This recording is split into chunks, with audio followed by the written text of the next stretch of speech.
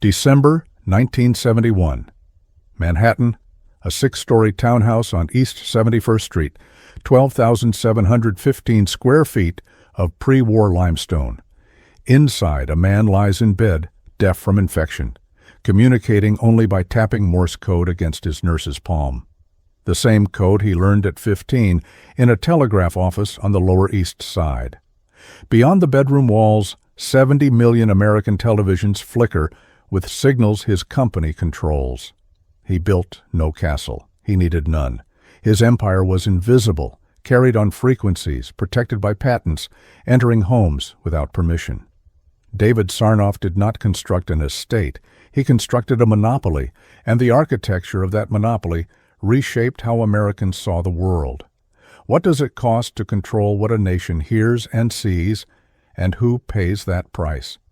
To understand the empire, you must first understand the hunger. July 2nd, 1900. A steamship enters New York Harbor. Among the passengers is a boy of 9 traveling with his mother and 2 younger brothers.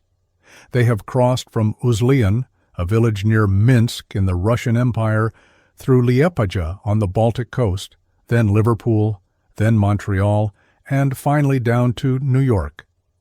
The journey has taken weeks. The boy speaks only Yiddish. He has been reading Hebrew scripture since the age of 4, trained by his grandfather, an Orthodox rabbi, in a village where learning was currency and poverty was absolute. His father, Abraham, left for America 4 years earlier. Abraham was a house painter and paper hanger, a man who worked with his hands and sent money home when he could. The plan was simple. He would establish himself, save, and then send for the family. What the boy finds when he arrives is something different. Abraham is broken. Tuberculosis has hollowed him. He can no longer climb ladders or hold a brush steady.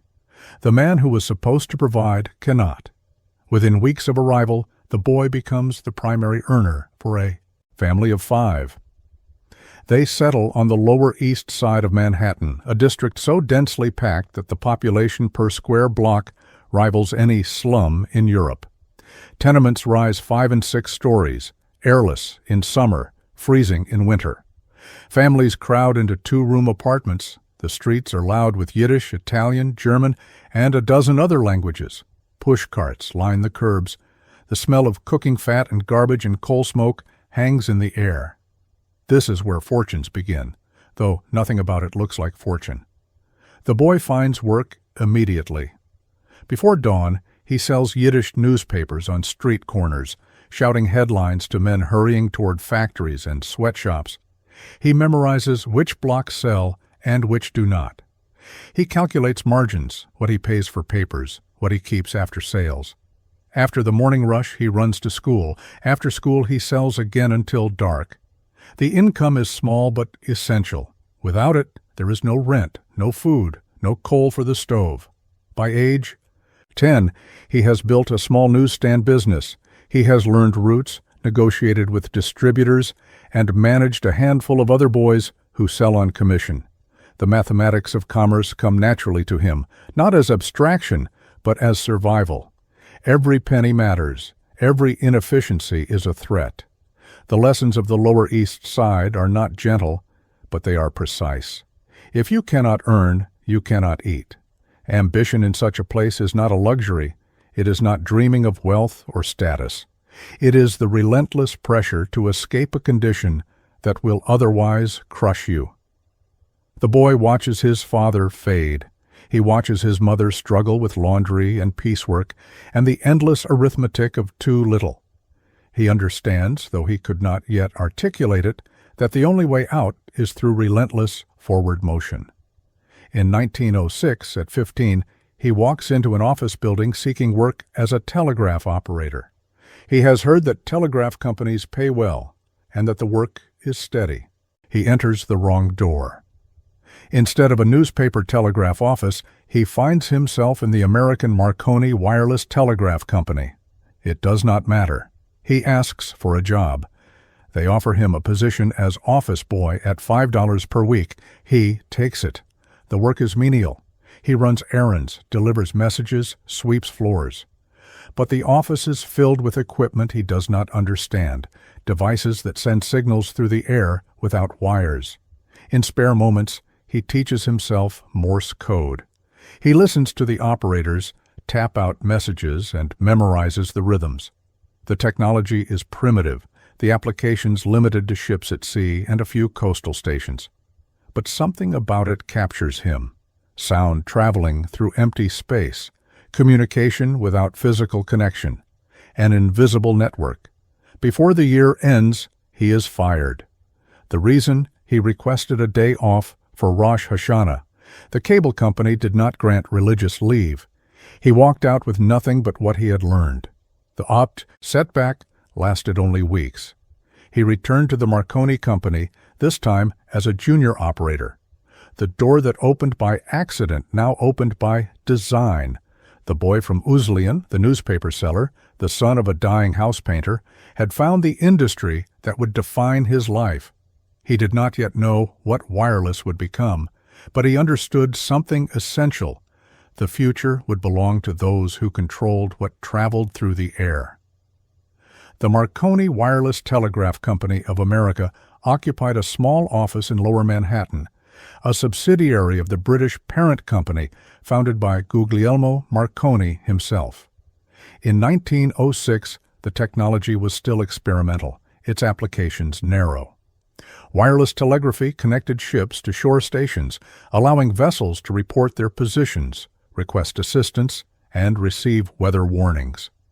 The signals traveled through spark gap transmitters, crude devices that generated bursts of electromagnetic energy. Operators listened through headphones to patterns of static and tone, deciphering Morse code from the noise. The range was limited, the reliability was uncertain, but the promise was extraordinary: communication without physical connection, messages moving through empty air. Sarnoff arrived as an office boy on September 30th, 1906. He was 15 years old, slight, intense, and utterly without connections. His duties were simple: deliver messages, file papers, keep the office tidy. The pay was $5 per week, the same wage he had earned briefly at the cable company before his dismissal. But this office was different. The equipment fascinated him. In spare moments, he studied the transmitters and receivers, asked questions of the operators, and began teaching himself Morse code. He practiced at night, tapping rhythms against tabletops, training his ear to distinguish dots from dashes in the hiss of static. The operators noticed. Some were annoyed by the persistent office boy who lingered near their stations. Others recognized the hunger and offered guidance. Within months, Sarnoff had learned enough to qualify as a junior operator. He was not yet skilled, but he was eager, and in the wireless industry of 1906, eagerness counted. The technology was expanding faster than the supply of trained men. Anyone who could sit at a station and copy messages accurately was valuable.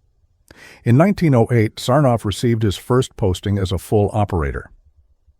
The Marconi Company sent him to Nantucket, Massachusetts, to man a station that relayed signals between ships and the mainland. The salary was $70 per month, a significant increase from his office boy wages. The work was isolating. The station was a wooden shack on a wind-swept island, equipped with a transmitter, a receiver, and little else. Sarnoff worked long shifts, sometimes 12 or 14 hours, listening to static and waiting for signals. Ships would call in with positions, weather reports, distress signals. He copied the messages, relayed them to the appropriate parties, and logged everything in careful handwriting. The solitude shaped him. Alone with the equipment for hours at a stretch, he developed an intimate understanding of how wireless worked. He learned to distinguish between atmospheric interference and genuine signals. He learned to troubleshoot equipment failures with limited tools. He learned patience, the ability to sit in silence and wait for something to emerge from the noise. And he began to think about what this technology might become. The conventional view in 1908 was that wireless telegraphy served a specific, limited purpose: maritime communication. Ships needed to talk to shore. Shore needed to talk to ships. The market was defined by this function. But Sarnoff, sitting in his Nantucket shack, began to imagine something larger. If signals could travel through air to ships, they could travel through air to homes. If Morse code could be transmitted, perhaps voice could be transmitted, perhaps music, perhaps news. The air itself was a medium, vast and invisible, waiting to be filled. These were not yet plans. They were intuitions, formless and private. Sarnoff had no authority to pursue them, no resources to experiment. He was a junior operator earning $70 a month, living in a shack on an island. But the seed was planted. The future he would later build began in those long hours of listening. In 1912, the RMS Titanic struck an iceberg in the North Atlantic and sank. The disaster killed more than 1,500 people and shocked the world. It also demonstrated, with terrible clarity, the importance of wireless communication. The Titanic had carried Marconi equipment. Its operators had sent distress signals. Ships in the area had received those signals and rushed to assist. Survivors were rescued because wireless existed. In the aftermath, Sarnoff claimed a central role. According to his account, he was working at a Marconi station in New York when the first distress calls came through. He remained at his post for 72 hours, he said, copying names of survivors and relaying them to frantic families. The story became legend, repeated in profiles and biographies for decades. The truth is less certain. Historical records do not confirm Sarnoff's presence at a key station during the disaster. Other operators handled much of the traffic. The 72-hour vigil may have been exaggeration or conflation or outright invention. Sarnoff was skilled at shaping his own narrative, and the Titanic story served that narrative perfectly. The young immigrant operator heroically delivering news of the living and the dead, demonstrating the life-saving power of wireless. What is not disputed is the insight Sarnoff drew from the event. The Titanic disaster proved that wireless mattered. It proved that people cared desperately about information traveling through the air. It proved that the technology had emotional and commercial power far beyond maritime logistics. Sarnoff understood this before most of his contemporaries. Wireless was not merely a tool for ships, it was a medium waiting for content. Whoever controlled that medium, whoever filled the air with signals that people wanted to receive, would command something unprecedented. The architecture of that command was already forming in his mind. By 1916, Sarnoff had risen from office boy to commercial manager of the American Marconi Company. He was 25 years old, responsible for contracts, sales, and the business development of wireless telegraphy across the eastern seaboard. The work was practical, negotiating with shipping companies, managing station operations, expanding the network of coastal transmitters. But his mind was already reaching beyond the practical toward something that did not yet exist. In 1916, he wrote a memorandum to his superiors. The document proposed what he called a radio music box. The concept was simple in description and radical in implication. Instead of using wireless to send point-to-point messages between operators, the technology could broadcast music, news, lectures, and entertainment to households equipped with receivers. Every home could have a box. Every box could receive the same signal simultaneously. The audience would not be ship captains and telegraph operators. It would be families sitting in their parlors, listening together. Sarnoff outlined the commercial possibilities. Manufacturers would sell receivers, broadcasters would sell advertising or subscriptions. The content itself, music from concert halls, news from wire services, speeches from public figures, would draw listeners and create demand. The technology already existed in primitive form. What was missing was the vision to apply it differently. His superiors read the memo and filed it. The idea seemed impractical. Who would pay for broadcasts that anyone could receive? How would advertisers reach audiences they could not see or count? The market for such a device was theoretical at best. Wireless telegraphy had proven itself in maritime communication. Expanding into household entertainment was speculation, and speculation did not pay the bills. The memo gathered dust. Then the war intervened. In April of 1917, the United States entered the First World War. The federal government immediately seized control of all wireless operations. The Navy took over transmitters, receivers, and personnel. Private companies like Marconi were pushed aside. Military communications took priority. Civilian experimentation halted. For the duration of the conflict, wireless belonged to the state. Sarnoff watched the takeover with unease. He understood the wartime necessity, but he also sensed a deeper threat. After the armistice, voices in Washington argued that the Navy should retain permanent control of wireless. The technology was too important, they claimed, too central to national security, to be left in private hands. Government ownership would ensure coordination, prevent foreign interference, and serve the public interest. Sarnoff disagreed. In testimony before Congress, he argued against permanent Navy control. He called it a continuous military inquisition into private correspondence, an undemocratic and dangerous institution.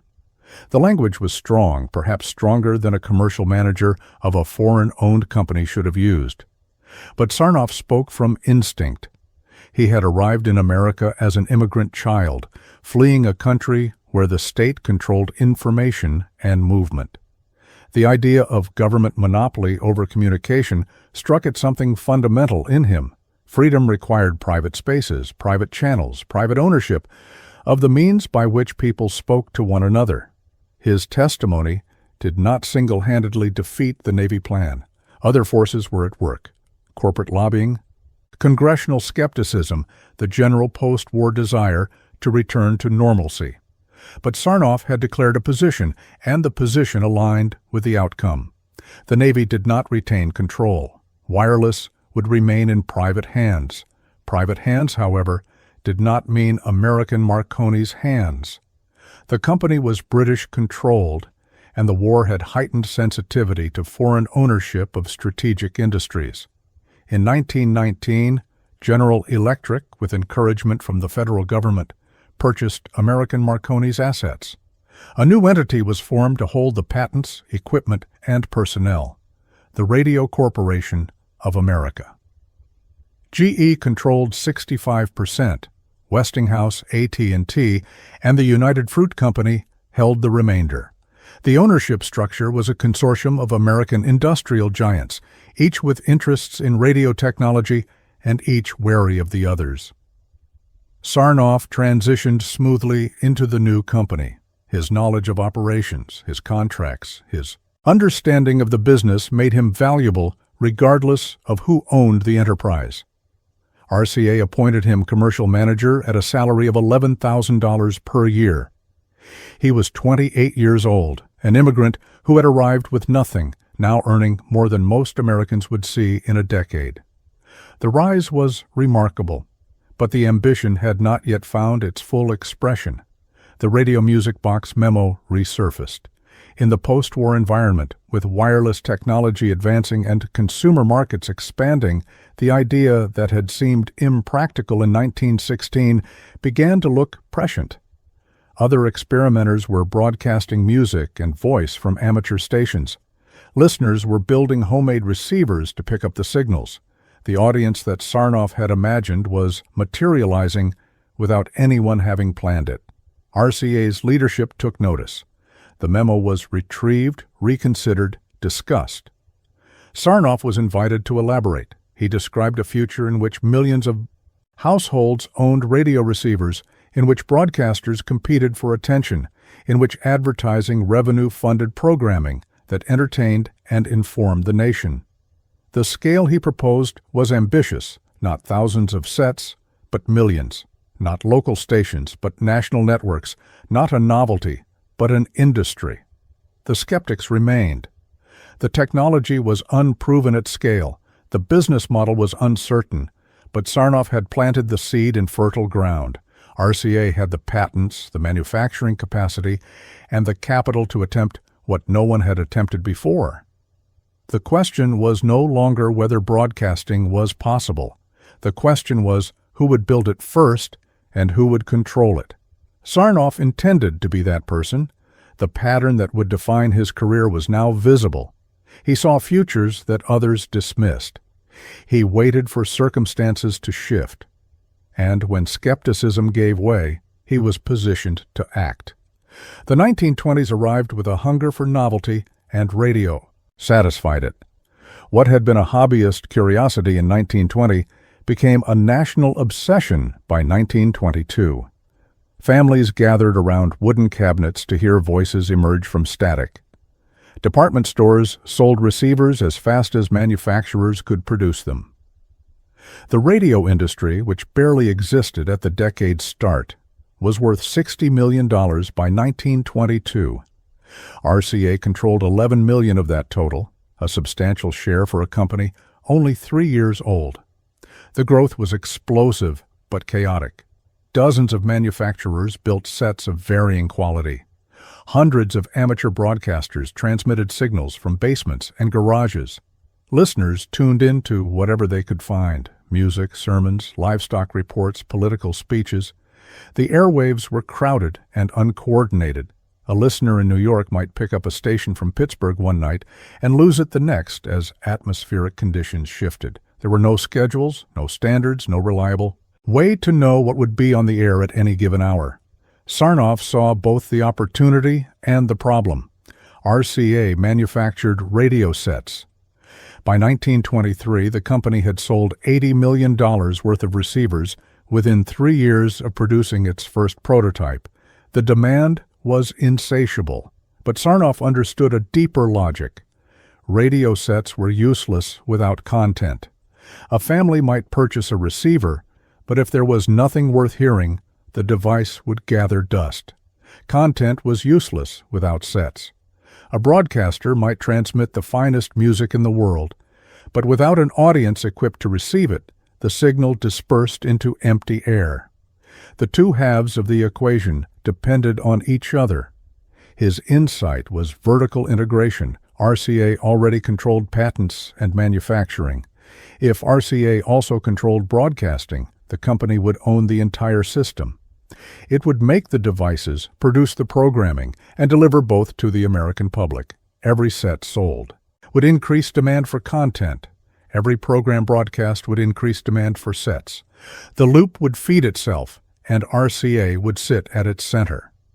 The path to broadcasting ran through AT&T. The telephone company had entered radio early, operating a station called WEEF in New York. AT&T viewed broadcasting as an extension of its telephone business.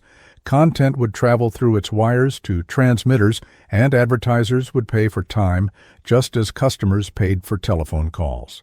The model was called toll broadcasting, and it worked well enough to attract competitors and regulators. By the mid-1920s, AT&T faced pressure from the federal government over potential antitrust concerns. The company's involvement in radio on top of its telephone monopoly raised questions about excessive concentration. Sarnoff negotiated. In 1926, AT&T agreed to exit the broadcasting business. RCA purchased WEAF and AT&T's network of affiliated stations for $1 million. The price was modest for what it bought: infrastructure, contracts, and a foothold in the emerging industry. AT&T retained the right to provide long-distance lines connecting stations, a lucrative concession that kept the telephone company profitable without the risks of programming. RCA gained what Sarnoff wanted most: control. The National Broadcasting Company was born on November 15, 1926. NBC launched with a star-studded broadcast from the grand ballroom of the Waldorf Astoria Hotel in New York. Opera singers, comedians, and orchestras performed for an audience that stretched across 25 affiliated stations from the Atlantic coast to the Mississippi River. The signal reached millions of listeners simultaneously. Nothing like it had happened before.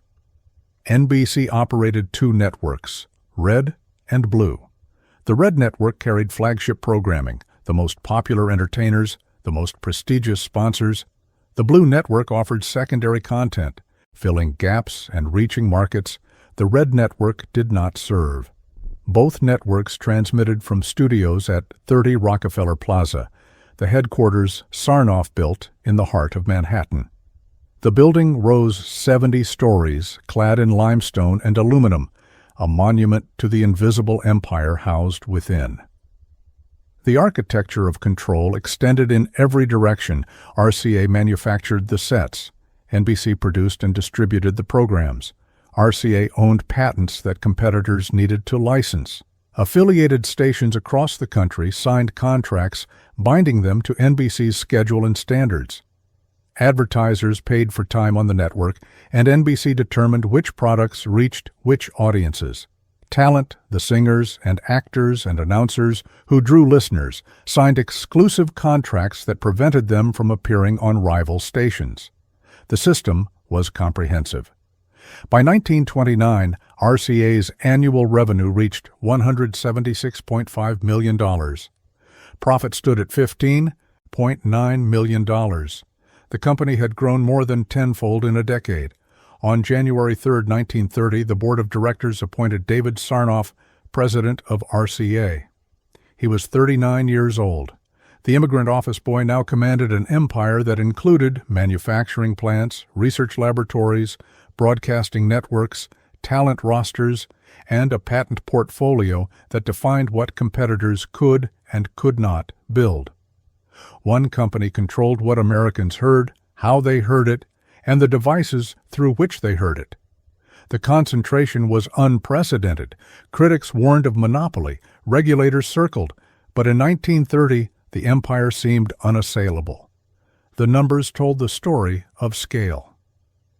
By 1940, NBC's Red and Blue networks together claimed 214 affiliated stations, stretching from coast to coast. A program broadcast from New York could reach a farmhouse in Nebraska, a factory worker's apartment in Detroit, a mansion in San Francisco. The signal traveled instantly, simultaneously, democratically, in the sense that anyone with a receiver could listen, yet controlled entirely by the company that chose what to broadcast. Sarnoff had built something that Vanderbilts and Rockefellers would have recognized. Though it took no physical form, they would have understood. Their empires rested on railroads, oil wells, and steel mills, tangible assets that could be photographed and measured. Sarnoff's empire rested on frequencies, patents, and contracts, invisible assets that entered American homes without knocking. The architecture was not stone or timber, it was spectrum allocation and licensing agreements and the talent under exclusive contract. But it was just as deliberate, just as calculated, and just as expensive to those who tried to compete against it. In March of 1929, a group of investors formed what was known on Wall Street as a pool.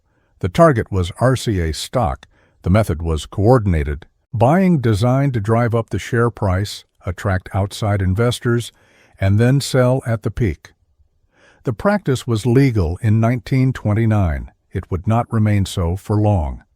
The pool operated for 7 days. At the start, RCA shares traded at $79.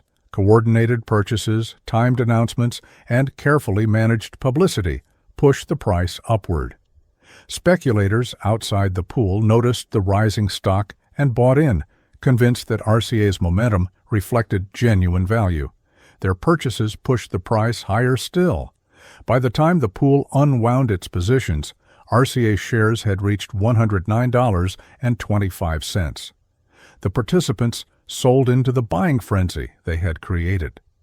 Total pool profits came to $4,924,078.68. The figure was documented with precision in records that would later surface during congressional investigation. The profits were distributed among the participants according to their stakes and their roles in orchestrating the scheme.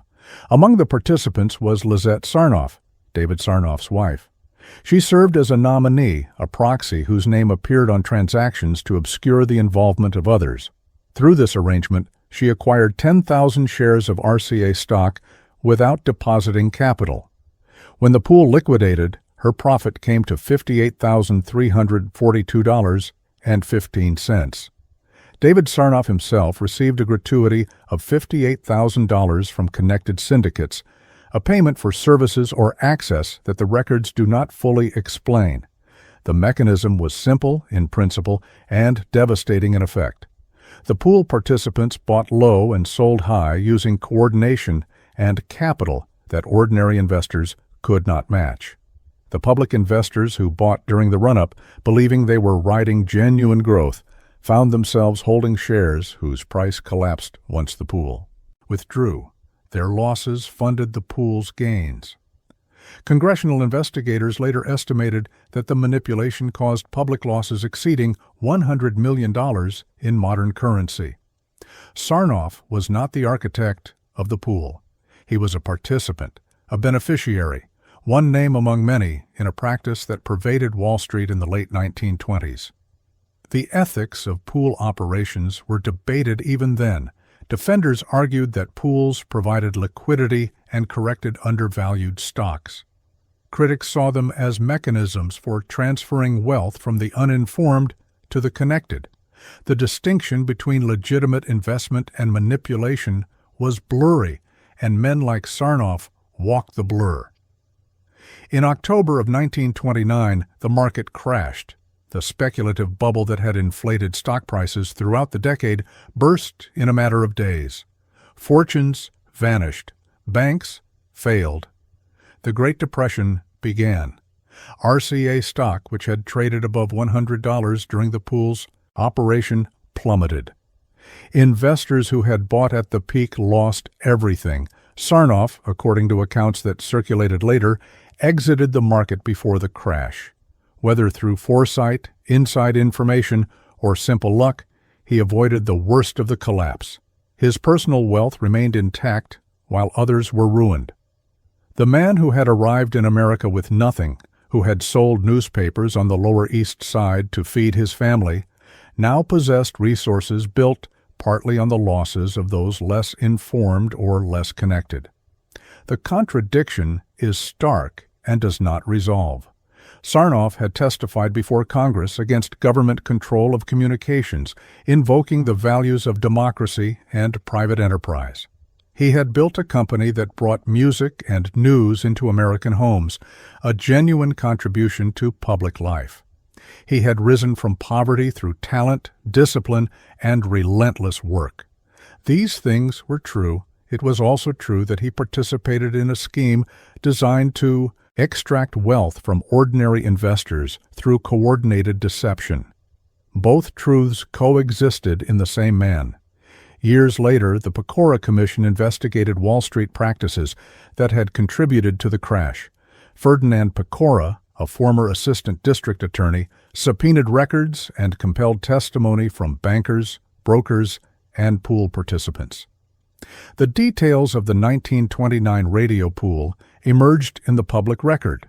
Names were named, profits were documented. The hearings contributed to the Securities Act of 1933 and the Securities Exchange Act of 1934, which outlawed pool operations and established the Securities and Exchange Commission. Sarnoff faced no prosecution. The pool had operated before the laws changed. What was legal in March of 1929 remained legal for its participants even after public opinion and statutory language shifted. Sarnoff continued to lead RCA, his reputation dented among those who read the Pecora transcripts but largely intact among the broader public who knew him only as the man who brought them radio. The episode reveals something about the architecture of American wealth in the early 20th century. Fortunes were made not only through innovation and industry, but through access, timing, and the strategic use of opacity. The line between enterprise and exploitation was drawn after the fact by regulators responding to disasters that had already occurred. Those who operated before the line was drawn kept what they had gained. Sarnoff kept what he had gained: the gratuity, the profits, the position, the power. He did not speak publicly about the pool. He did not apologize or explain. The subject simply receded as other events, the Depression, the rise of television, the Second World War, commanded attention. The immigrant who had bristled at injustice, who had argued that government control of communication threatened freedom, had participated in mechanisms that transferred wealth from the many to the few. The architecture of his empire included rooms that did not appear in the public tour. The crash of 1929 ended one era and began another. The prosperity of the 20s gave way to the deprivation of the 30s. Factories closed. Unemployment soared. Consumer spending collapsed. The industries that had grown fat on American optimism suddenly faced a nation that could not afford their products. RCA felt the contraction immediately. In 1930, sales fell to $137 million, down from the previous year's peak. Profit dropped to $5.5 million. The decline continued. By 1933, RCA sales had collapsed to $62 million, barely a third of what they had been 4 years earlier. The company posted a loss of $582,000. For the first time since its founding, RCA was bleeding money. The manufacturing division suffered most. Families who had eagerly purchased radio sets in the 20s now struggled to pay rent. A new receiver was a luxury no one could afford. Production lines slowed. Workers were laid off. The factories that had churned out millions of units fell quiet. But broadcasting survived. People who could not afford new sets still owned old ones. Families who had nothing else had radio. They gathered around their receivers in the evening, listening to comedies, dramas, and music that offered escape from the grinding reality outside their doors. Advertising revenue fell, but did not collapse. Sponsors understood that radio reached audiences no other medium could match. Even in the worst years, NBC's networks remained profitable, while the manufacturing arm hemorrhaged. Sarnoff drew a lesson from the disparity. Hardware was vulnerable to economic cycles. Content was resilient. The sets in American homes were sunk costs. Their owners would continue listening regardless of what the stock market did. The real value lay not in selling boxes, but in controlling what came out of them. The Depression reinforced his conviction that broadcasting, not manufacturing, was the foundation on which the empire should rest. Rather than retrench, Sarnoff invested. While competitors cut research budgets and postponed development, RCA poured money into television. The technology had existed in experimental form since the 1920s, but no one had built a commercially viable system. Sarnoff believed television would be to radio what radio had been to the phonograph, a transformative leap that would create new markets and new fortunes. He committed RCA to $50 million in research and development over 20 years, an extraordinary sum for a company posting losses. The investment was a gamble. Television's future was uncertain. Technical problems remained unsolved. The market might never materialize. But Sarnoff calculated that RCA's patent portfolio and manufacturing capacity gave it advantages no competitor could match. If television succeeded, RCA would dominate it the way it dominated radio. If television failed, the investment would be written off as research. The asymmetry favored boldness. While engineers worked on television in RCA's laboratories, Sarnoff pursued another strategy: prestige. In 1937, he created the NBC Symphony Orchestra for a single purpose: to bring Arturo Toscanini back to America. Toscanini was the most celebrated conductor of his generation, a figure of international renown who had retired from the New York Philharmonic and returned to Italy. Sarnoff sent Samuel Chatsinoff, a music critic and personal friend, to persuade the maestro to lead a new orchestra devoted entirely to radio performance. The offer was extraordinary. NBC would assemble the finest musicians in the country, pay them the highest salaries, and guarantee them 52-week contracts, unheard of in an industry accustomed to seasonal employment. A new way, Studio 8H at Radio City, would be rebuilt to Toscanini specifications, with acoustics designed for broadcast rather than live performance. The orchestra would exist solely to perform on NBC, bringing classical music to millions of listeners who had never entered a concert hall. Toscanini accepted. The NBC Symphony Orchestra gave its first broadcast on December 25, 1937. The program reached an audience larger than any symphony had ever played for. Critics praised the sound quality, the performances, the ambition of the enterprise. NBC had achieved something that transcended commerce. It had become a patron of culture on a scale that rivaled governments and foundations. Sarnoff understood what the orchestra represented. Prestige insulated against criticism. Culture conferred legitimacy. A company that brought Toscanini into American living rooms was not merely a business, it was a public trust. The NBC Symphony Orchestra did not generate profit directly. It generated something more valuable, the perception that RCA served the public interest, that its dominance was benevolent, that its control of the airwaves enriched rather than exploited. The Depression broke others. Sarnoff treated it as an opportunity. While rivals struggled to survive, he invested in the next technology and cultivated the cultural authority that would protect his empire when regulators and critics came calling. The strategy required patience, capital, and a willingness to absorb short-term losses for long-term position. These were resources Sarnoff possessed and deployed with calculation. By the late 1930s, the worst of the Depression had passed. RCA's revenues recovered. Television development advanced. The NBC Symphony Orchestra performed to acclaim.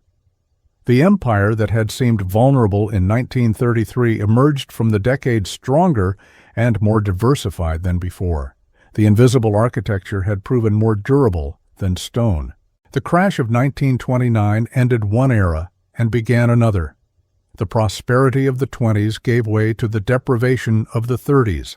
Factories closed, unemployment soared, consumer spending collapsed. The industries that had grown fat on American optimism suddenly faced a nation that could not afford their products. RCA felt the contraction immediately.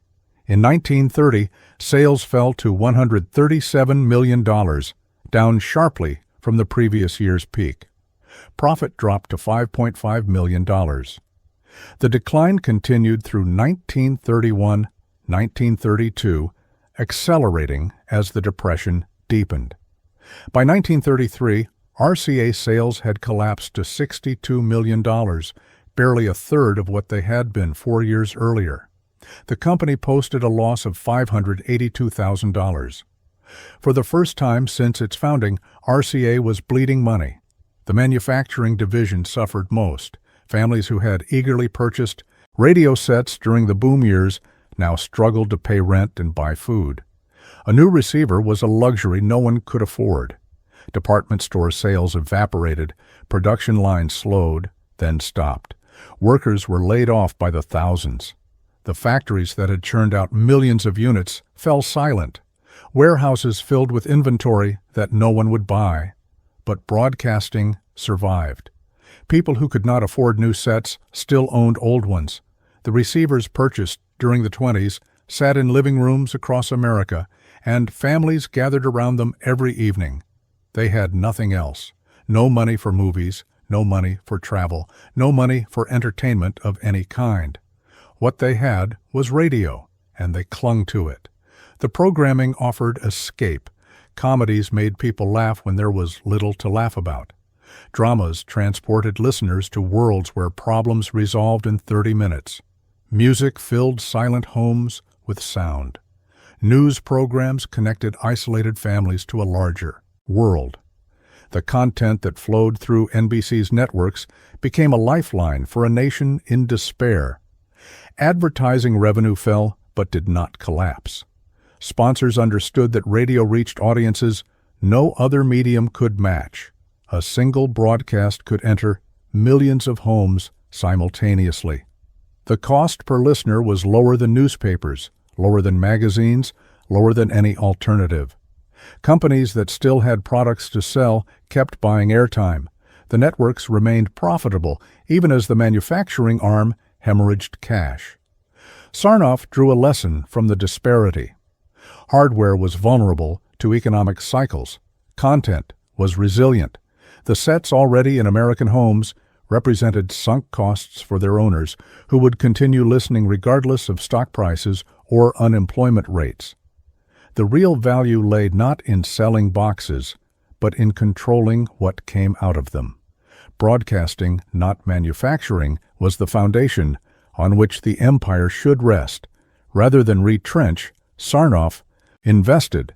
While competitors slashed research budgets and postponed development, RCA committed resources to the next great medium, television.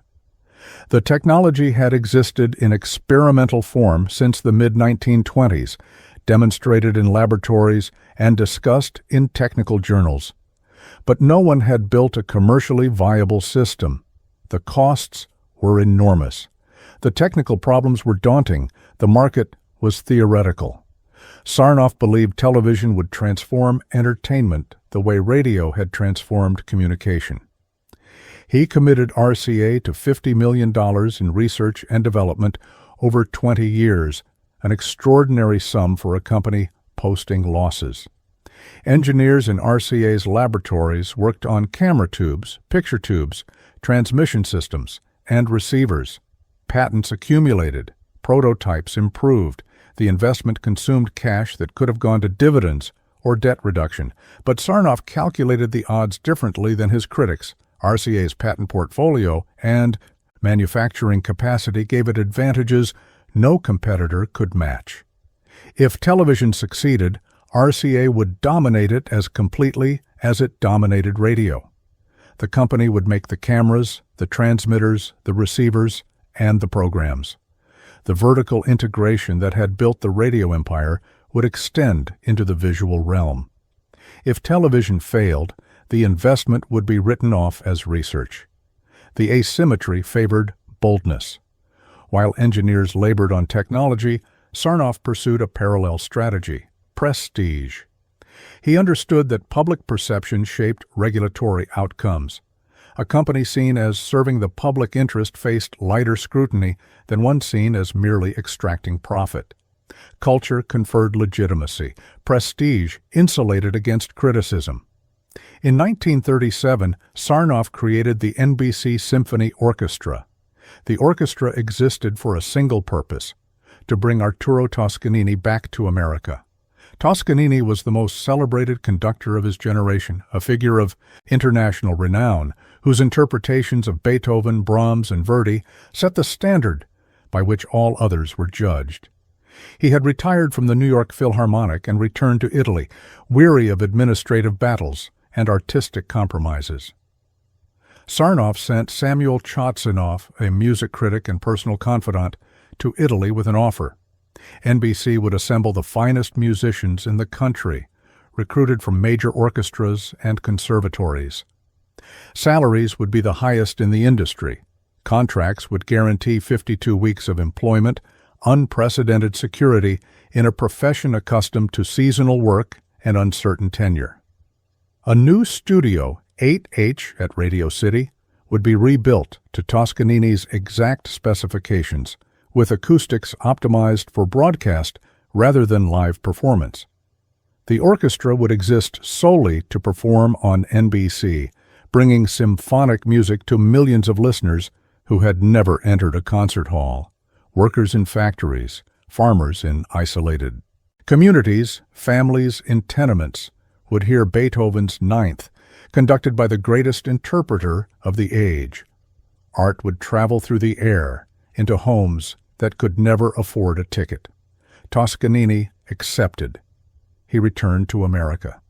The NBC Symphony Orchestra gave its first broadcast on December 25, 1937, Christmas Day. The program reached an audience larger than any orchestra had ever played for. Critics praised the performances, the sound quality, the ambition of the undertaking. Letters poured in from listeners moved by music they had never imagined hearing. The orchestra continued for 17 years, until Toscanini's final retirement in 1954. It became one of the cultural monuments of American broadcasting, proof that commercial radio could serve purposes beyond commerce.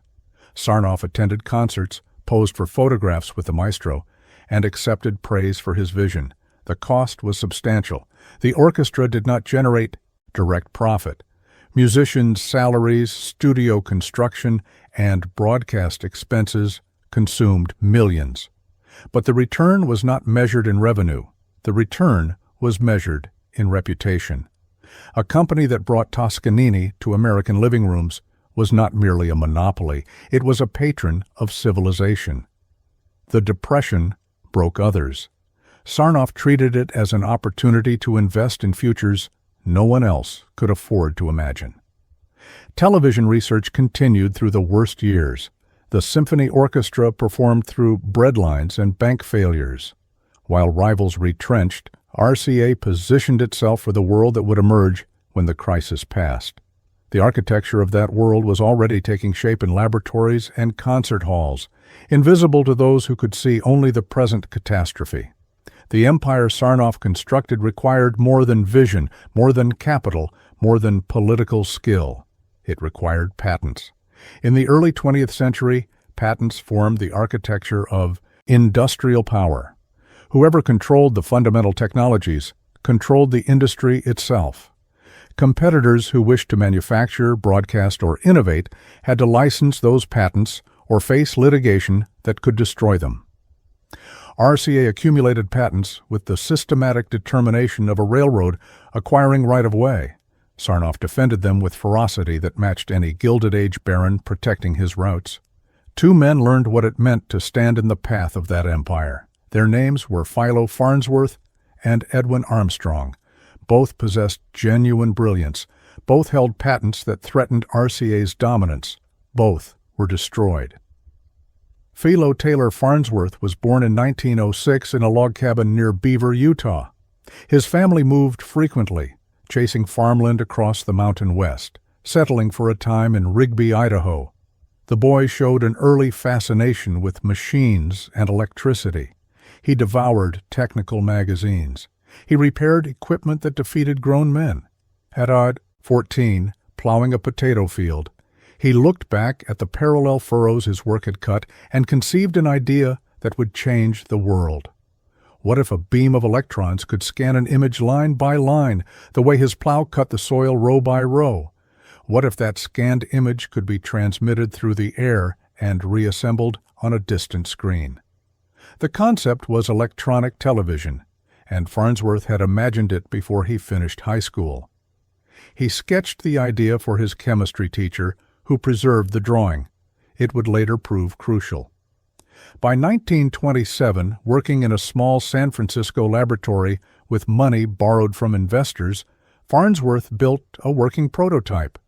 He transmitted the image of a simple line, then geometric shapes, then recognizable pictures. The system was crude but functional. He filed patents. He sought additional funding.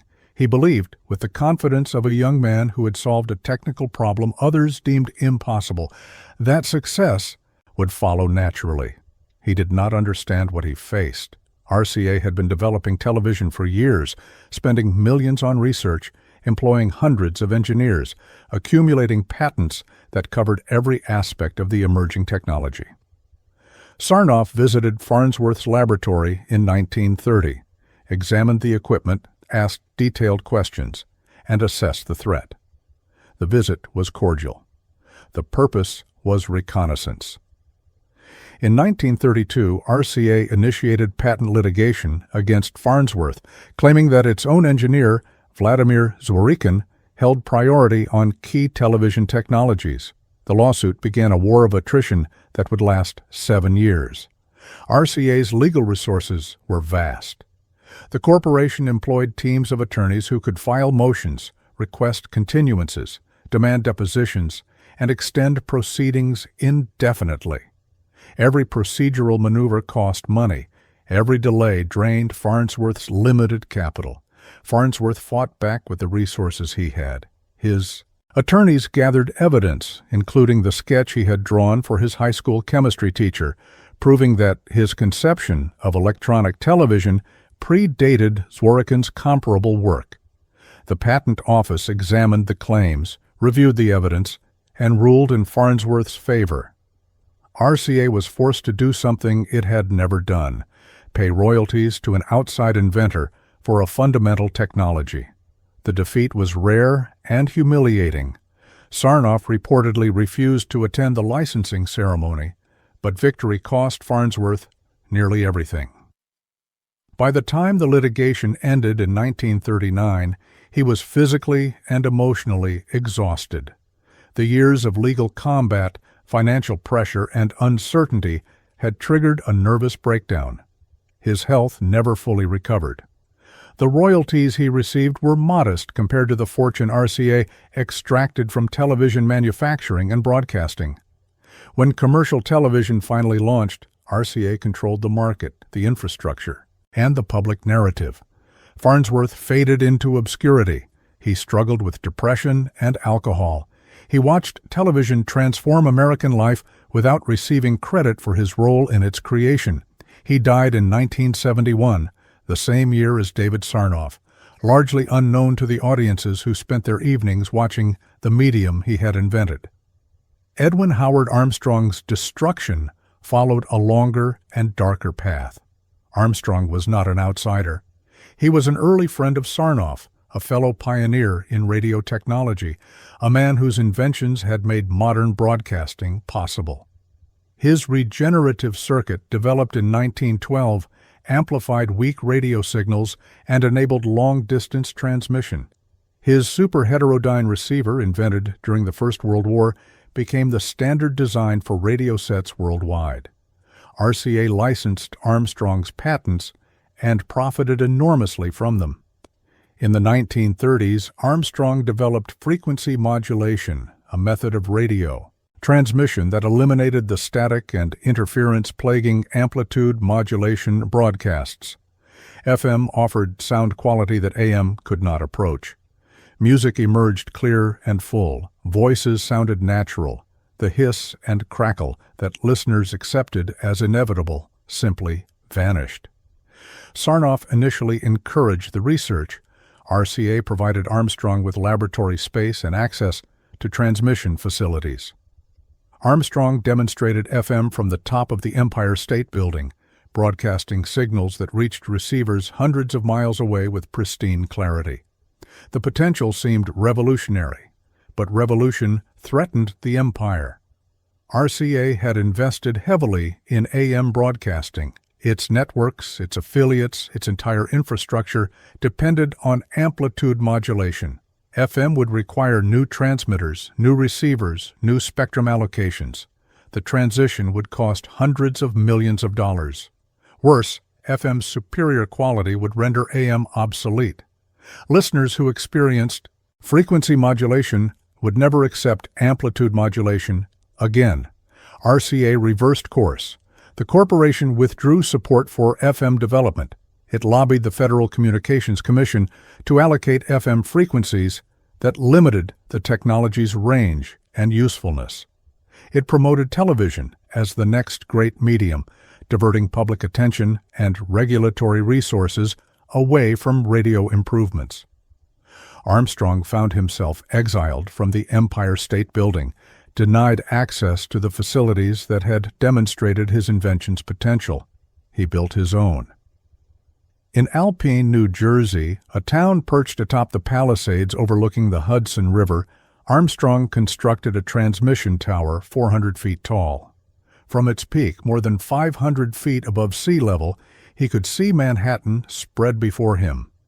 The tower broadcast FM signals across the metropolitan area, proving that the technology worked, that audiences wanted it, that everything RCA was suppressing deserved to flourish. In 1948, Armstrong filed suit against RCA for patent infringement. The corporation had begun using FM technology in its television audio systems without paying royalties. Armstrong believed the courts would vindicate him as they had vindicated Farnsworth. RCA's strategy was delay, motions, continuances, discovery requests, depositions that stretched across months, appeals of preliminary rulings, procedural challenges that required responses, hearings, decisions. The litigation extended year after year. Every month cost Armstrong money he could not recover. Legal fees consumed his savings. His fortune, substantial when the suit began, dwindled toward nothing. He borrowed against his patents to pay his attorneys. His marriage collapsed under the pressure. His wife, Marion, could not bear the strain. She moved out of their apartment. His health deteriorated. The depression that had shadowed him for years deepened into something unbearable. On January 31st, 1954, Edwin Howard Armstrong, dressed in his overcoat, hat, scarf, and gloves. He walked to the window of his 13th floor apartment on East 52nd Street in Manhattan. He removed the air conditioning unit from the frame. He stepped out into the winter night. His body was found the next morning on a third-floor balcony. He was 63 years old. Marion Armstrong did not abandon the fight. She continued every lawsuit her husband had filed. She pursued RCA and the other defendants with the determination of a widow seeking justice. She won every case. The settlements eventually totaled millions of dollars. The vindication came years too late for the man who had earned it. The tower in Alpine still stands. It transmits radio signals today, owned now by K2 Communications. Drivers on the Palisades Interstate Parkway can glimpse its three-armed silhouette against the sky. Few know whose vision raised it or what that vision cost. The empire Sarnoff built rested, partly on the ruins of men who could not match RCA's legal resources. Farnsworth broken by litigation, Armstrong driven to his death. Their inventions survived and prospered. Their names faded from public memory. The architecture of monopoly included foundations the public never saw. The attack on Pearl Harbor in December of 1941 transformed American industry within weeks. Factories that had produced consumer goods pivoted to military manufacturing. Assembly lines that had built automobiles began building tanks and aircraft. Companies that had manufactured radios began manufacturing the instruments of war. RCA was positioned for the transition. The corporation's laboratories had been developing technologies with military applications for years. Radar, the system that detected enemy aircraft and ships by bouncing radio waves off their surfaces, drew directly from RCA's expertise in radio transmissions and reception. Communications equipment, from portable field radios to shipboard transmitters, fell squarely within the company's manufacturing capabilities. When the War Department sought contractors to supply the armed forces, RCA stood ready. The shift was rapid and comprehensive. Factories that had produced radio receivers for American living rooms retooled to build radar systems for American warships. Engineers who had developed television prototypes turned their skills to navigation equipment, secure communications, and electronic countermeasures.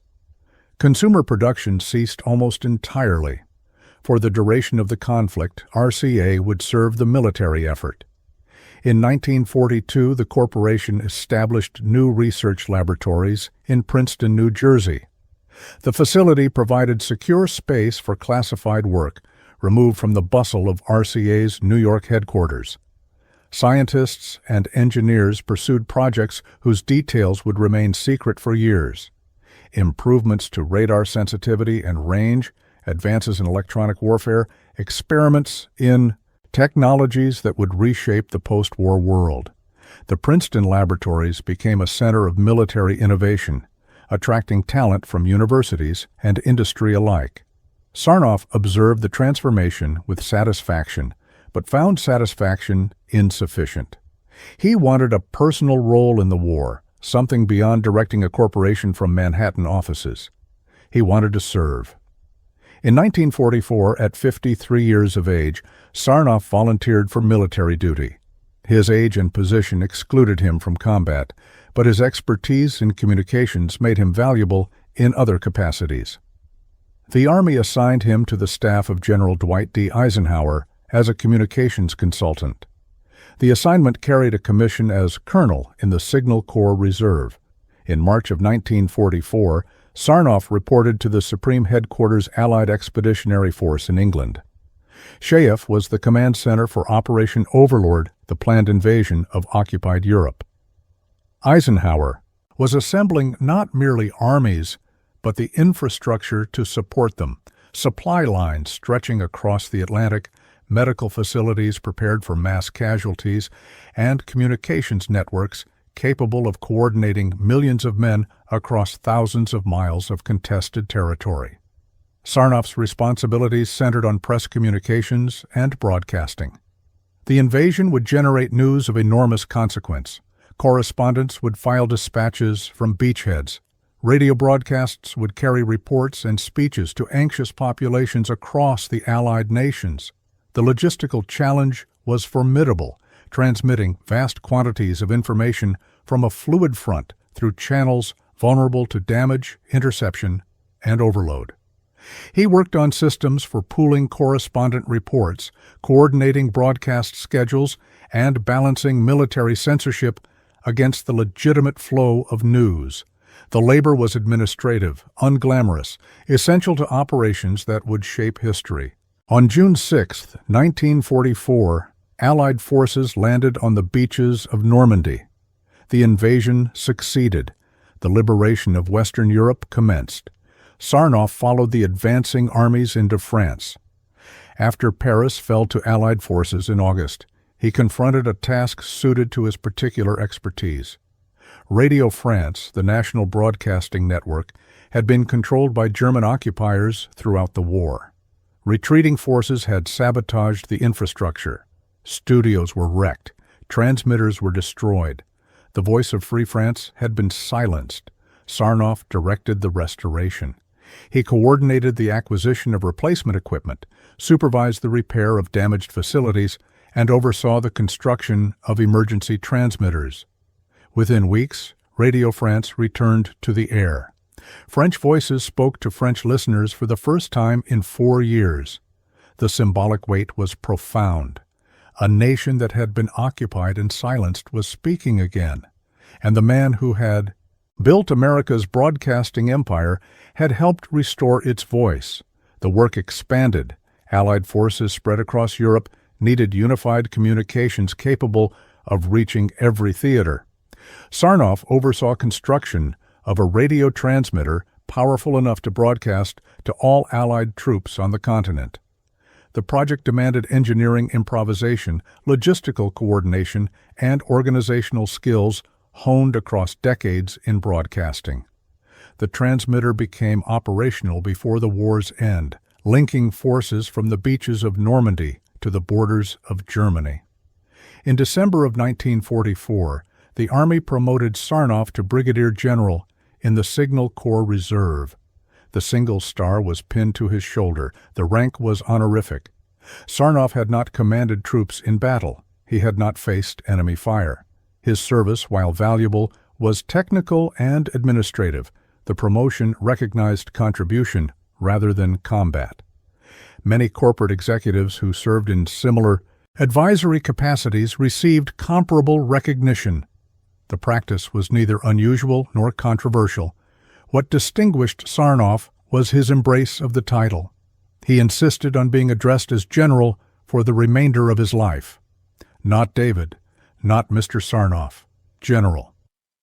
The honorific appeared in press releases, corporate correspondence, formal introductions, and casual encounters. Photographs from the post-war decades show him wearing the star on his lapel, a small silver emblem signaling military distinction decades after the war concluded. The hunger for recognition that had propelled him from the Lower East Side never diminished. It evolved. As a boy, he had sought income for survival. As a young man, he had pursued position for advancement.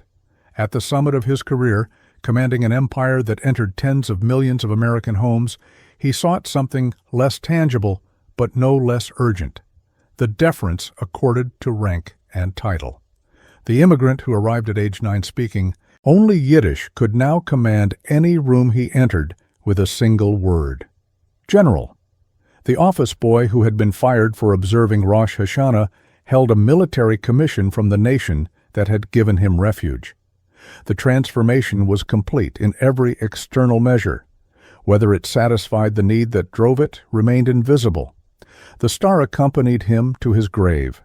When David Sarnoff died in 1971, the Brigadier General's insignia was buried with him at Kensico Cemetery in Westchester County.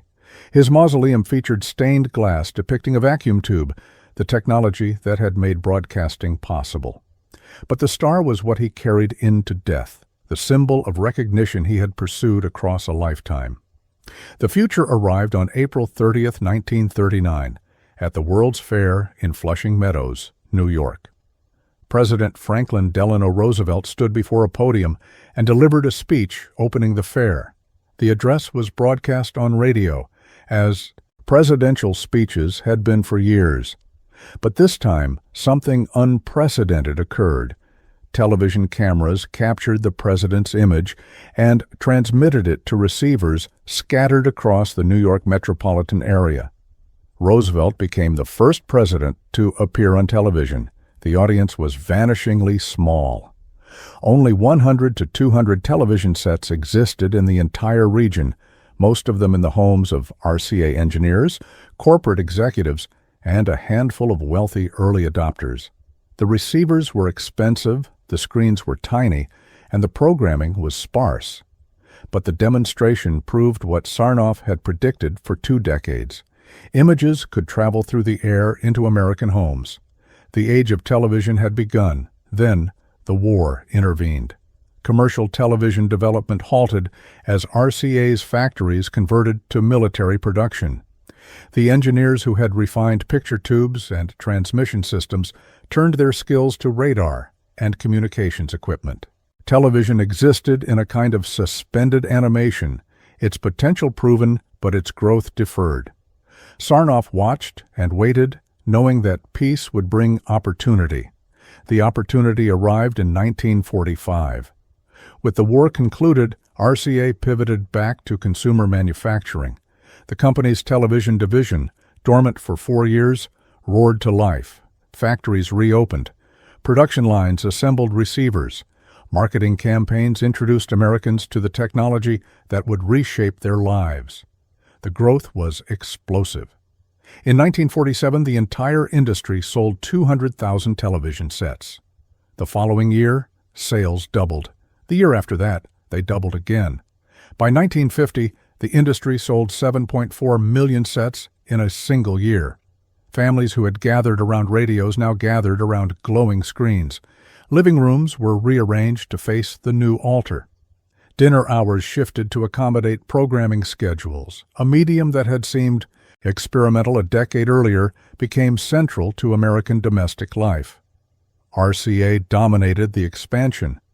The company controlled roughly 80% of the television market in 1950. Its patents covered fundamental technologies that competitors had to license. Its manufacturing capacity exceeded all rivals. Its network, NBC, provided programming that drew audiences and sold sets. The vertical integration Sarnoff had built for radio extended seamlessly into television. RCA made the cameras, the transmitters, the receivers, and the programs. Every element of the system fed every other element. The empire was complete. But a challenge emerged. The Columbia Broadcasting System, RCA's principal rival, had developed its own color television technology. CBS's system produced vivid images richer than anything RCA had demonstrated. In 1950, the Federal Communications Commission approved the CBS color standard for commercial broadcasting. The decision threatened RCA's dominance. CBS color was incompatible with existing black and white sets. Consumers who had purchased RCA receivers would see nothing when CBS broadcast in color. The installed base of millions of sets, RCA's greatest asset, would become a liability. Worse, CBS would control the color standard, collecting royalties and setting technical specifications for the entire industry. Sarnoff responded with characteristic aggression. RCA filed a lawsuit challenging the FCC decision. The company's attorneys argued that approving an incompatible system would strand millions of consumers and fragment the market. The legal battle consumed months. RCA lost. The courts upheld the FCC's authority to set standards. Sarnoff refused to accept defeat. RCA's engineers accelerated development of a compatible color system, one that would display in color on new receivers and in black and white on existing sets. The technical challenges were formidable. Color information had to be encoded within the existing broadcast signal without disrupting reception on older equipment. The engineering required precision that pushed the boundaries of contemporary electronics.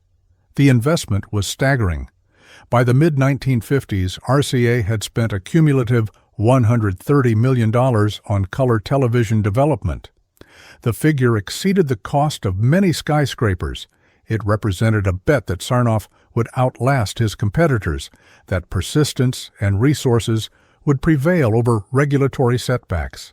The bet paid off.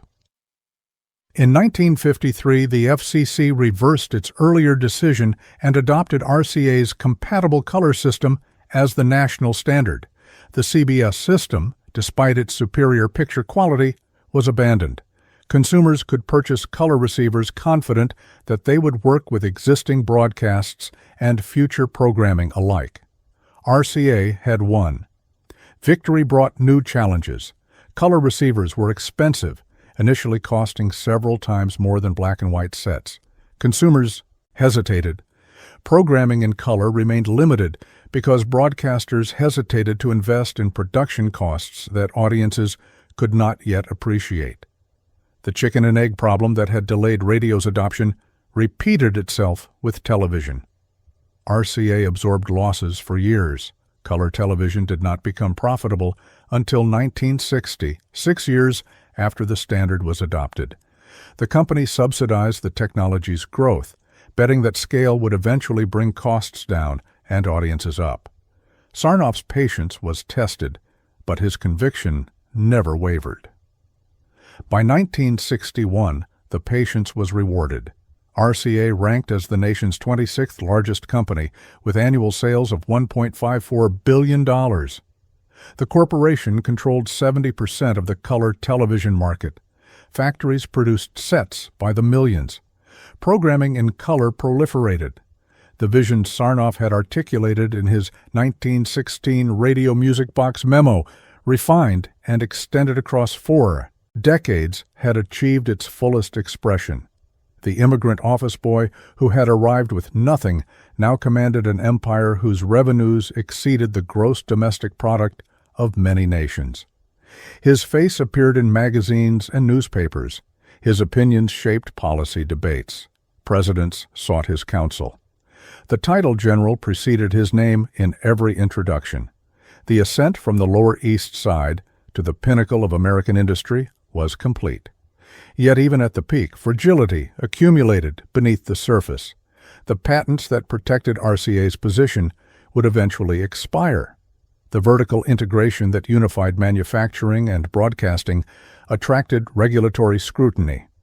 The assumption that one company could control an entire medium faced challenges from competitors, technologies, and a public growing wary of concentrated power.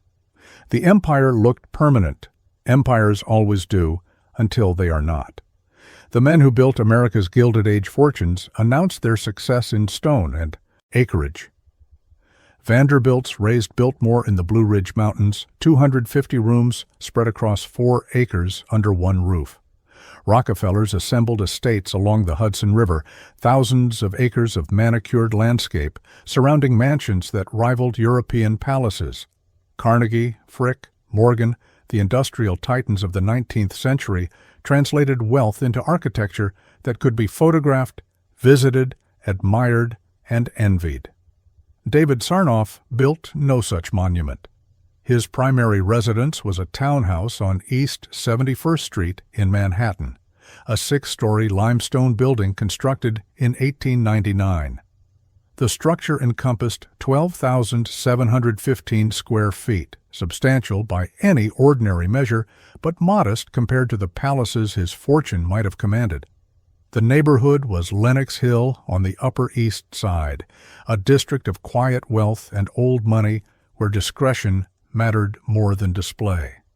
The building predated Sarnoff's ownership by decades. It had housed other prosperous families before him, including the financier Richard F. Hoyt. Sarnoff acquired the property and made it his home for the remainder of his life. He did not build from the ground up. He did not commission architects to realize a personal vision. He purchased what already existed and occupied it without ostentation. The choice reveals something essential about the man and the empire he constructed. Vanderbilt's needed railroads, physical infrastructure stretching across the continent, terminals and depots and maintenance yards. Their wealth was embedded in land and steel. Rockefellers needed oil fields, refineries, pipelines, and storage facilities. Their fortune required geography. The Gilded Age titans built estates because their industries required territory, and their mansions announced dominion over that territory. Sarnoff's empire required no land. His power traveled on airwaves, frequencies allocated by government license, signals that passed through walls and crossed state lines without physical presence. The infrastructure of broadcasting was transmitters and receivers, studios and affiliate contracts, patents and programming. None of it demanded acreage. A townhouse in Manhattan served as well as a 1,000-acre estate because the empire existed in a dimension that real estate could not capture. The modesty extended beyond residence. Sarnoff's salary in 1965 was $290,000 per year, a figure that would approach $3 million in contemporary currency. The sum was substantial. It was not Rockefeller scale. It was not Carnegie scale. Executives at RCA's level in other industries often commanded larger compensation, supplemented by stock options, bonuses, and perquisites that multiplied their formal pay.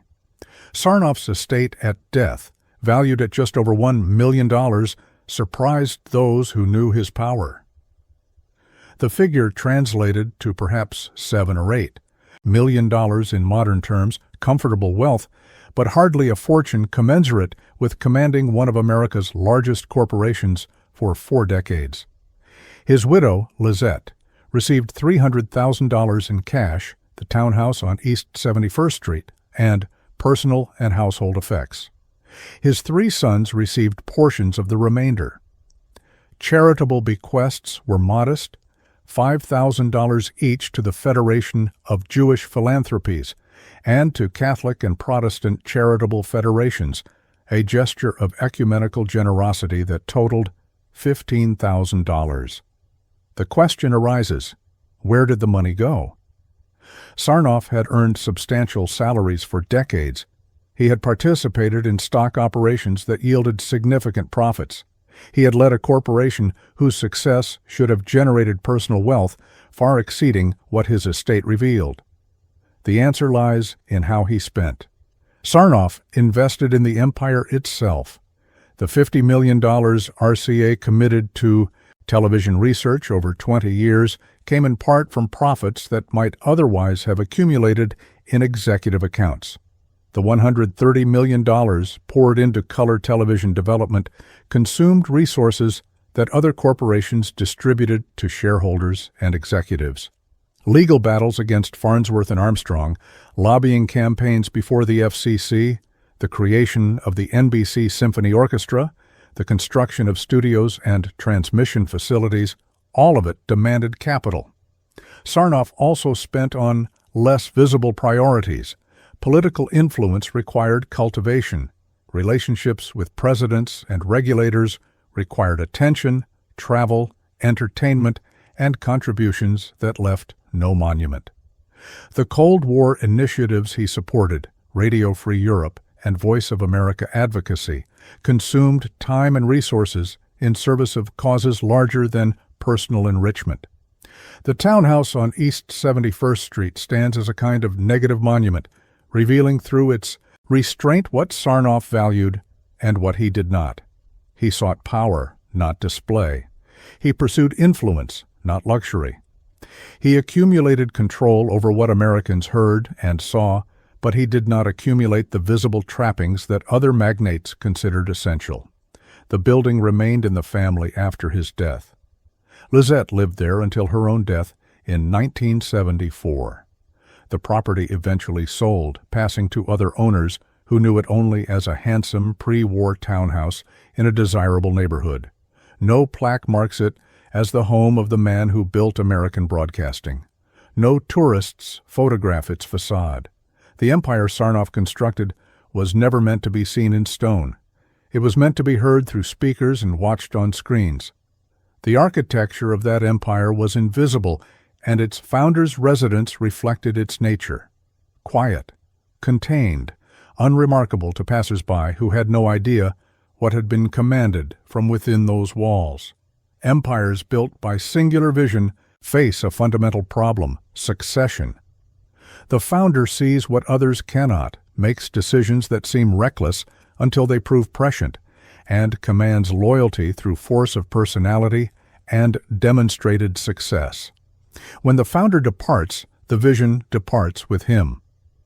What remains is an organization, and organizations require different skills than empires. David Sarnoff prepared his succession with the same deliberation he brought to corporate strategy. His eldest son, Robert, joined RCA after graduating from Harvard in 1939. The younger Sarnoff worked his way through the organization, learning operations, building relationships, demonstrating competence in roles of increasing responsibility. In 1955, Robert was named president of NBC, the broadcasting network at the heart of the empire his father had built. The appointment was not merely nepotism. Robert possessed genuine ability.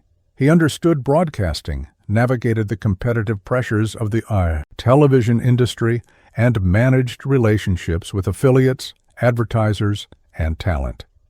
Under his leadership, NBC remained profitable and competitive. The network weathered challenges from CBS and the emerging ABC. Robert proved capable of running what existed. In 1965, David Sarnoff stepped down as Chief Executive Officer of RCA. He was 74 years old and had led the corporation for 35 years. Robert assumed the presidency of the parent company, taking operational control while his father retained the chairmanship. The transition appeared smooth. The founder remained available for counsel while the successor took command. Robert became Chief Executive Officer in 1968 and succeeded his father as chairman of the board in 1970. The arc seemed complete. The empire would pass from father to son, continuity assured, legacy secured. Then David Sarnoff's health collapsed. In 1968, a severe bout of shingles triggered complications that devastated his nervous system. Infections required 3 mastoid operations. The procedures left him intermittently deaf, unable to speak clearly, and at times unable to see. The man who had commanded communications across a continent could no longer communicate normally. He adapted with the tools of his origin. In his final years, Sarnoff communicated by tapping Morse code against the palm of whoever attended him. Dots and dashes, the language he had learned at 15 in a telegraph office on the Lower East Side, became his voice again. The founder of American broadcasting, the man who had brought radio and television into tens of millions of homes, spoke his last words in the code of the wireless operators who predated him. On December 12, 1971, David Sarnoff died at his home on East 71st Street. The cause was cardiac arrest. He was 80 years old. The obituaries praised his vision, his achievements, his transformation of American life. The Brigadier General's star was buried with him at Kensico Cemetery. The mausoleum's stained glass vacuum tube marked the resting place of a man who had bent the 20th century to his will. Robert Sarnoff inherited an empire whose foundations were already shifting. The patents that had protected RCA's dominance were expiring or facing challenge. competition in consumer electronics intensified as Japanese manufacturers entered markets RCA had controlled. The broadcasting landscape fragmented as cable television and independent stations eroded network audiences. The assumptions that had governed the industry for decades no longer held. Robert responded with diversification. If broadcasting and electronics faced pressure, RCA would expand into other sectors. The corporation acquired Hertz, the rental car company.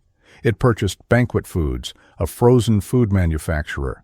It bought Random House, the book publisher.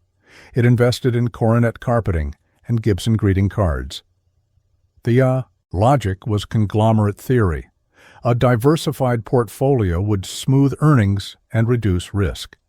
The strategy failed. RCA lacked expertise in rental cars, frozen dinners, and publishing. Synergies that looked plausible in boardroom presentations never materialized in operations. The acquisitions distracted management from core businesses that required attention.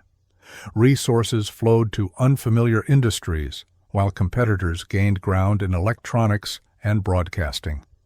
The most catastrophic failure was computers.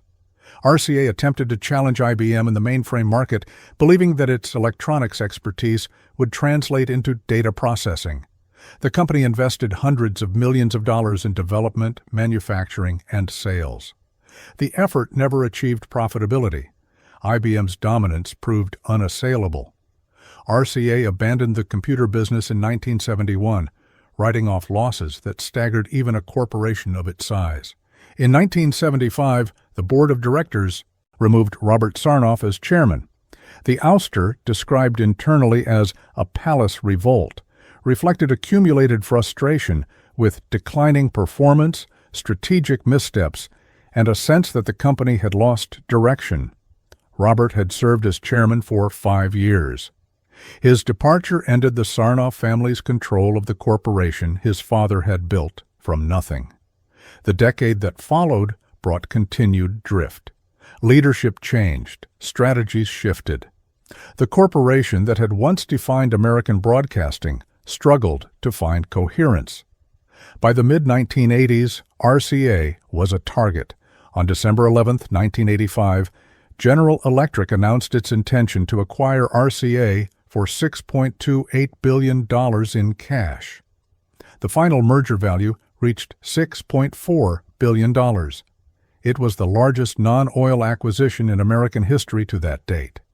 The corporation that David Sarnoff had assembled over 4 decades would be absorbed by the industrial conglomerate that had helped create it 66 years earlier. The dismemberment followed. General Electric kept NBC, the broadcasting network that remained valuable. Government systems went to Lockheed Martin. The semiconductor division was sold to Harris Corporation. Consumer electronics, the television sets and radios that had carried the RCA brand into American homes, were sold to Thomson SA of France. A name that had meant American technological leadership became a French-owned logo stamped on products manufactured in Asia. The empire Sarnoff built was not destroyed by failure. It was sold for profit. The patents expired. The spectrum allocations were reallocated. The vertical integration that had concentrated power dissolved into transactions that distributed assets to the highest bidders. What remained was history, a story of what one man had built and what time and successors could not sustain. The Palisades rise along the western bank of the Hudson River, a wall of ancient rock stretching from New Jersey into New York. The cliffs stand between 300 and 540 feet above the water, formed 200 million years ago when molten rock forced its way between layers of sedimentary stone and cooled into the dark, columnar basalt that gives the formation its name. From their summit, Manhattan spreads across the eastern horizon, a forest of towers that seems close enough to touch. Alpine, New Jersey, sits atop these cliffs. The town was incorporated in 1903, carved from portions of Harrington Township by residents who wanted local control over their community. The name came from the wife of a journalist named Charles Nordhoff, who found the setting reminiscent of the Swiss Alps. The comparison was generous but not absurd. The elevation, the views, the sense of standing above the world below all evoked something grander than suburban New Jersey typically offered. The town became a refuge for wealth. Large estates spread along the Aar, cliff tops, hidden behind gates and trees, commanding views that justified their prices. John D. Rockefeller, Jr. purchased Palisades property in the 1930s and eventually donated more than 700 acres to the Palisades Interstate Commission, preserving the cliffs from development. Other fortunes followed, seeking privacy, space, and the particular prestige of elevation. Today, Alpine ranks among the most expensive places to live in America. The 2025 median home price stands at $4.35 million, tied with Beverly Hills as the nation's 13th costliest zip code. The population is small, just 1,762 residents recorded in the 2020 census. Property taxes average more than $20,000 annually. The residents include entertainers, athletes, financiers, and technology executives who value seclusion and security. Along Route 9W, the road that traces the Palisades Ridge, stands a structure that predates the town's current wealth. A tower rises 400 feet above the ground, its peak more than 500 feet above sea level. 3 arms extend from its upper section, a distinctive silhouette visible from miles away. Drivers on the Palisades Interstate Parkway glimpse it through the trees. Boaters on the Hudson see it against the sky. Most pass without knowing what it is or why it stands there. The tower was built in 1936 and 1937 by Edwin Howard Armstrong. He constructed it after David Sarnoff and RCA withdrew support for frequency modulation and denied him access to transmission facilities atop the Empire State Building. Exiled from Manhattan, Armstrong purchased land in Alpine and raised his own monument to the technology he had invented. From the tower's summit, Armstrong broadcast FM signals that reached listeners across the metropolitan area. The transmissions proved what RCA refused to acknowledge: frequency modulation. Delivered sound quality that amplitude modulation could never match. Static vanished. Interference disappeared. Music emerged with clarity that astonished everyone who heard it. The tower was Armstrong's argument made physical, a 400-foot declaration that his invention worked and deserved adoption. RCA blocked that adoption for years.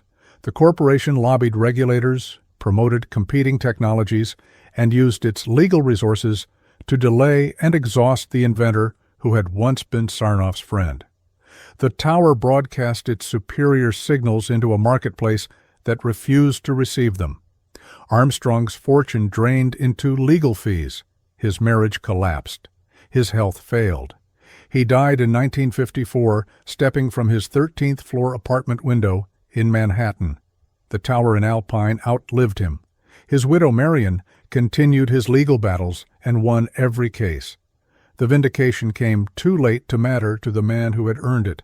The tower still transmits today. K2 Communications owns and operates the facility, using Armstrong's structure for radio broadcasts that reach the same metropolitan audience he once sought. The 3-armed silhouette remains distinctive, a landmark for those who know its history, and an anonymous industrial structure for those who do not. David Sarnoff rests at Kensico Cemetery in Valhalla, Westchester County.